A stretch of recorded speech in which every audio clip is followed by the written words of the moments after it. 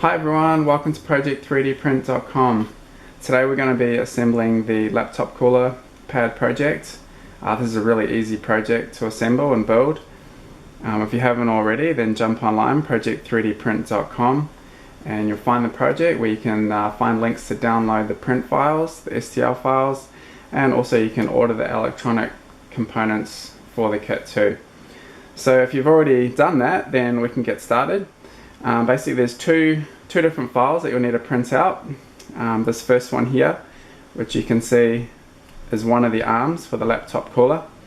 This one doesn't have the USB little recess in it, and this is the one which has the USB recess in it. So you'll need to print 3 of these and 1 of those. So let's get started then. So just some tips on printing these parts. Both of these parts are printed in the orientation as shown, with this side down on the printer bed. There'll be a couple of areas of support material that you need to remove. Here's one here which has come off the printer. I've printed with a little bit of brim around the bottom, which you can remove just to make sure you get good adhesion to the bed. And then this area here where the cable wraps around has a little recess there, and that's got support material underneath there. This area here, also you need to remove all of the support material here. Just be careful and take your time with removing that though, because there's actually 2 little pins on the top and bottom flanges there, which if you're a bit rough and rushing removing the material, you'll probably snap those off too. So just be careful when you get to the ends, each end, removing that material. Next, let's have a look at the electronic components that come with the kit. First, we've got our fan, our DC fan. This fan is actually rated to 12 volts, but no need to worry. Yes, your USB port does output 5 volts. Just means that the fan runs a little bit slower, but with testing it draws quite a nice airflow even on 5 volts. And it only draws about 125 milliamps from your USB port, which is perfectly safe as well. Secondly, we have our cable, a USB DC charging cable. I've already snipped off the end of that cable, as you can see. So you'll need to do that in the project when we start assembling it. So let's get started on assembling. First thing you want to do is take the fan unit and take the arm which has the USB port on it, or the recess for the USB port, sorry. And you need to, this gently slides over, clips over top. We've got 2 pins on each side. You'll need to stretch these arms out a little bit. Obviously don't stretch them too far, otherwise they will break. But if you're just gentle and careful in doing it, they all go on very easily. This first one with the USB port, the orientation, it needs to go, notice where this wire's coming out. The one with this arm needs to go on this corner here as shown.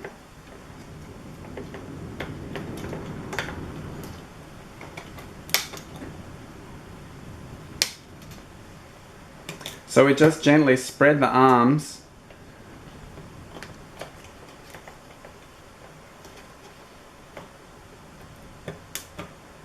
and when they're in position on the holes, they'll just click in like that. Nice and firm there, with no chance of coming out. So you want to do that now with the remaining 3 arms. Assemble all of them on each corner, 1, 2, 3, and then we'll look at joining our fan motor to the USB cable. So next we just have to join our fan wire to our USB power wire. Easiest way to do that is we first have to measure the cable. The easiest way to do that is just sit the USB into its little tuck away spot for when it's not being used, and then wrap the cable around. This will have plenty of length in it to reach your USB ports when it's sitting underneath your computer. Wrap it all the way around, and then cut the cable so it's about halfway in between where my finger is, right there, about halfway along the arm that comes out. So what we'll do, I've already obviously pre-cut this one to about the right length. So you'll just snip your one to that length. And then we just need to solder these wires together. Likewise, we just need to cut shorten this one too to about the same point. So we just snip.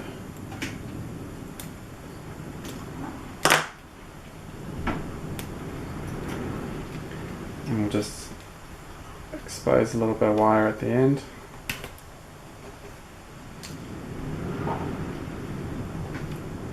Like that.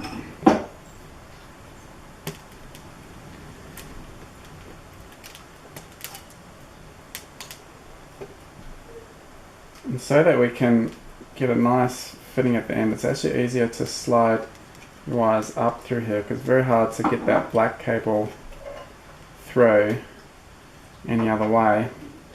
Thread it up through like that, and then we need to solder our wires together. So if you haven't had any experience with soldering, I definitely recommend giving it a go. If you don't own a soldering torch, you can purchase one such as this little butane powered one.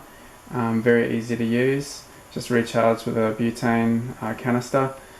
You can purchase these on our website if you don't have one, and get one sent out with your kit. So in order to solder, the easiest way to do this is just add a little bit of solder to one of the wires.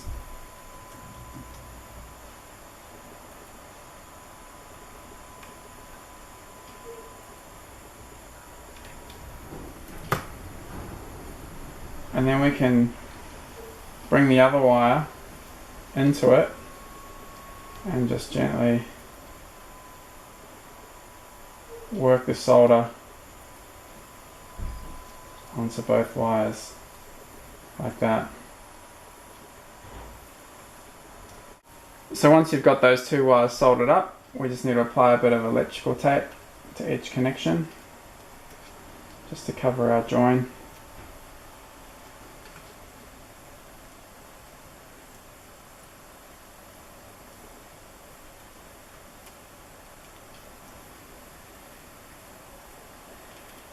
Just to stop the wires touching one another and shorting out.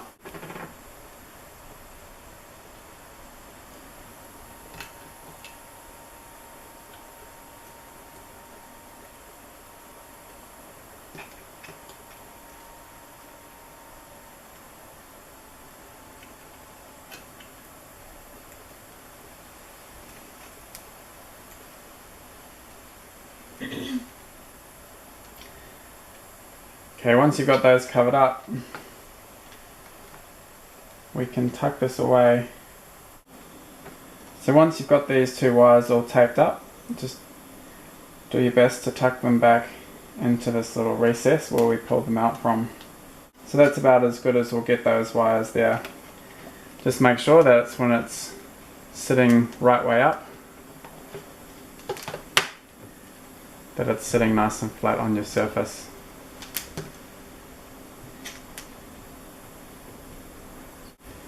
Next, we can give it a quick test to make sure that everything's working. And so long as you've got your polarity around the right way, then the fan will be spinning the correct way. It'll be drawing air in from this top side and blowing it out through the bottom side, through the gap on the bottom. So here we've plugged it in to a USB port. We can just adjust the legs to how we want them. We can sit our laptop on top like that, and you've got a nice and sturdy laptop cooler. So thanks for watching. Be sure to check back at project3dprint.com for new and exciting projects.